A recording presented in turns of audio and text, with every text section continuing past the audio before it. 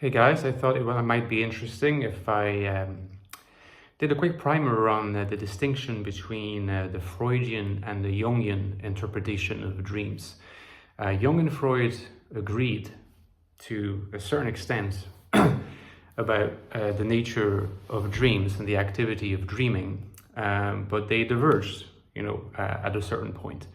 And I think that this topic is an interesting one to explore because it also gives a wider illustration of what separates the two thinkers in their conception, in particular, of the unconscious. So what's important to have in mind from the get-go is that, there is the unconscious in Freud and there is the unconscious in Jung. And the unconscious is the repository of the drives. That's also true for both thinkers. And particularly, the drives that remain unconscious, the most unconscious of our drives, are drives that we don't dare bring to consciousness because they are shameful, because we can't admit to having them, we can't share them with other people. They are kind of forbidden, they are taboo. This is, you can really sense the Freudian origin of this.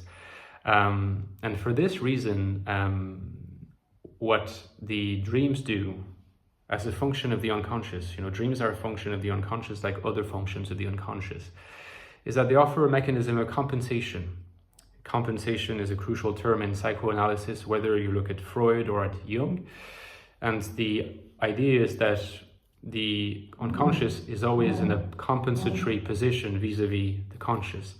And so if there is a very strong directedness of consciousness toward a particular area of life, what Jung refers to as one-sidedness, the unconscious tends to balance that out, with its compensatory function. Now, in the case of dreams, that's interesting to look at and to kind of cast a light on, because again, it illustrates the difference between the two thinkers. The reductive interpretation is one that Freud embraces completely and one that Jung embraces only partially, because Jung also thinks that dreams have a prospective role, which is something that is a position that Freud does not espouse, okay? So the reductive view of the dream is essentially this: it's wish fulfillment. It's the idea that you can fulfill or channel your forbidden drives while you're unconscious, in a dream, via a language that is sufficient, or a symbolism, the symbolism of the dream that is sufficiently masked and indirect and metaphorical that you don't quite understand it from the stance of consciousness, but actually is a fulfillment of one of those forbidden drives. So you fulfill it and you feel a sense of satisfaction after you have a dream because you've actually been able to discharge at least part of the tension that was there as long as the demands of the drive were not fulfilled. And so the dream, in a sense, is a disguised performance of the discharge. It's something that you cannot do in consciousness because the superego would say, hey, 1 second, you can't allow that, that's forbidden, that's shameful, right? That's disgraceful. But if it's sufficiently disguised via the apparatus of symbolism and metaphors and the disjointedness, the peculiar disjointedness of dreams, well, the impulse, the drive can be at least partially discharged without consciousness, and therefore also the superego being sort of alarmed by what's going on. And in fact, Freud goes further and to say when the superego is alarmed by what's going on, then the dream is not fulfilling its function. You experience a nightmare, you wake up and you feel bad. You feel bad, according to Freud, because in a sense, at a not completely conscious level, you've experienced the shock of the superego at the shameful drive, right? At the experience of the shameful drive. Now, Jung thinks that there is a place for this reductive interpretation of dreams, but he also thinks that dreams in certain cases have a prospective function, particularly when people lead lives that are not oriented in the right way. And therefore, because what I just talked about, the discharge of those drives, it concerns everybody, because absolutely everybody represses. Repression is not something that is wrong with us, it's something that we have to do in order to be able to function in society. It's a way of alleviating the weight, on our psyches.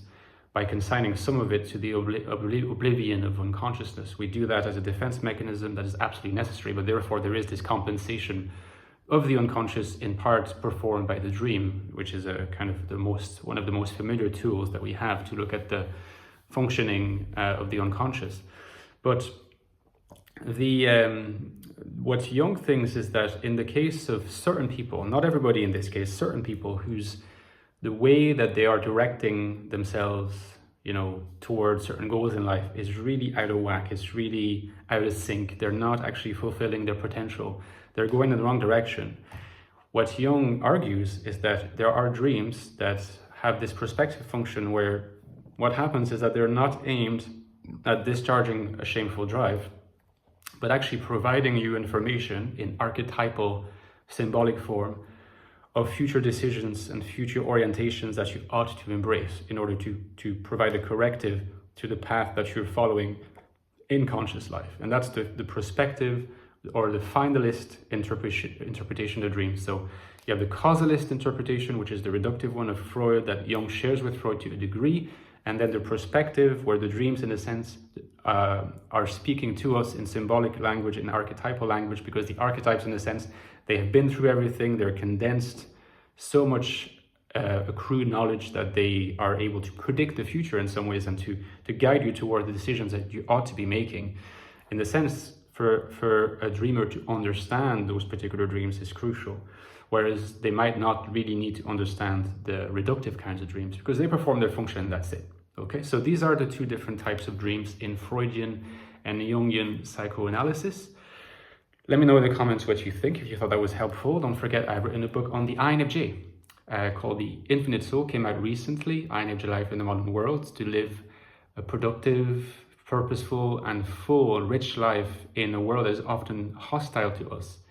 If you have read the book but not dropped a review, consider dropping a review, helps with the referencing, okay? And don't forget the prequel, The Ecstatic Soul, is also available still. Check the reviews, they're really good. That's an analysis of INFJ consciousness, the INFJ mind.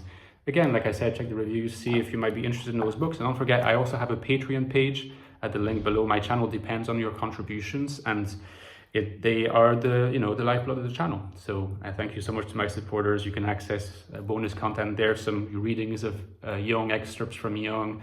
You can contribute, suggestions for, me to explore in future videos, the topics and such, and generally be part of our growing community. Okay, guys, I'll talk to you next time. Bye-bye.